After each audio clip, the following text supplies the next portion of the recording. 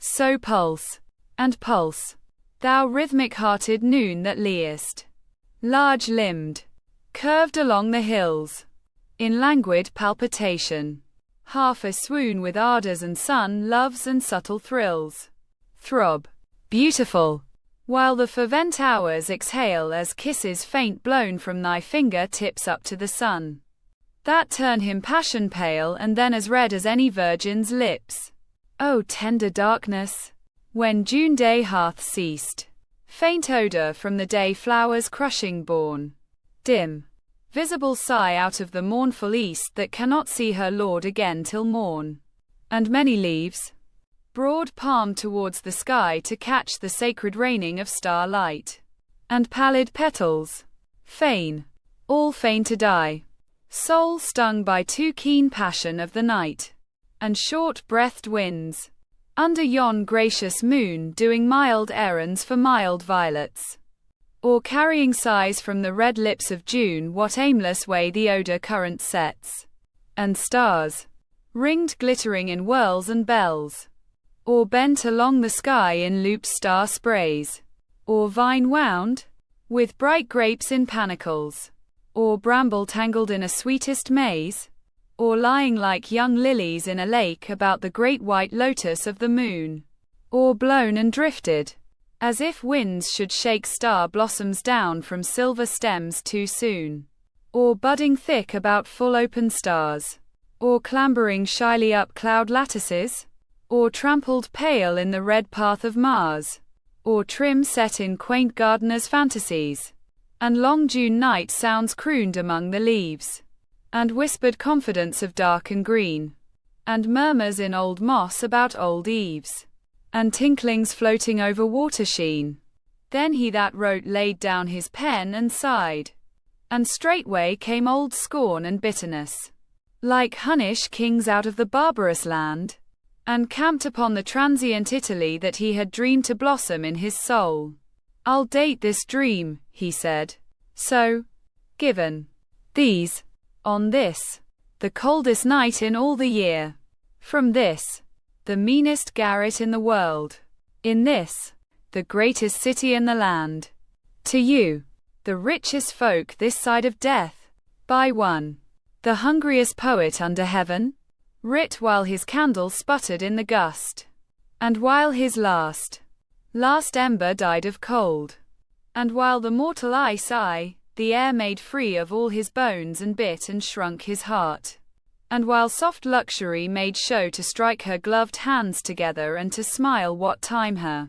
weary feet unconsciously trode wheels that lifted avarice to power, and while, moreover, O thou God, his worshipful sweet wife sat still, afar, within the village whence she sent him forth into the town to make his name and fame, waiting, all confident and proud and calm, till he should make for her his name and fame. Waiting, O Christ, how keen this cuts, large-eyed, with baby Charlie till her husband make for her and him a poet's name and fame. Read me, he cried, and rose, and stamped his foot impatiently at heaven.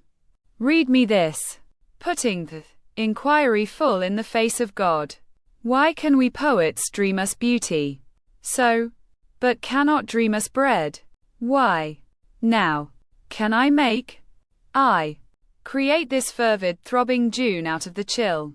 chill matter of my soul, yet cannot make a poorest penny loaf out of this same chill matter? No,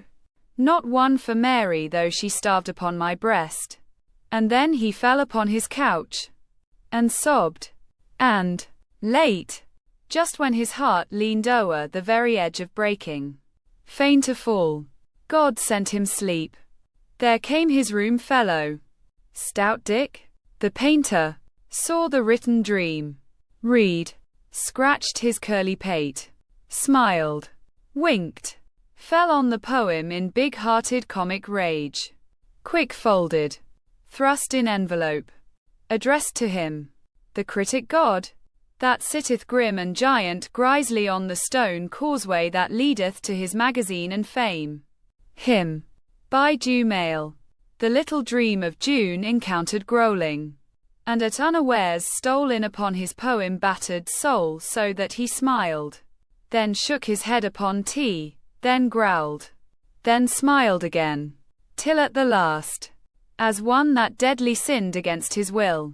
he writ upon the margin of the dream a wondrous word that in a day did turn the fleeting song to very bread. Whereat Dick Painter leaped, the poet wept, and Mary slept with happy drops agleam upon long lashes of her serene eyes from 20th reading of her poet's news quick sent. Oh, sweet, my sweet, to dream is power, and I can dream thee bread and dream thee wine, and I will dream thee robes and gems, dear love, to clothe thy holy loveliness withal.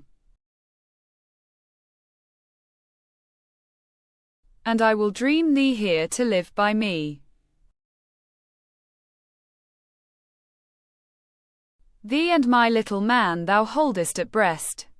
Come, name, come, fame, and kiss my sweetheart's feet. Quote,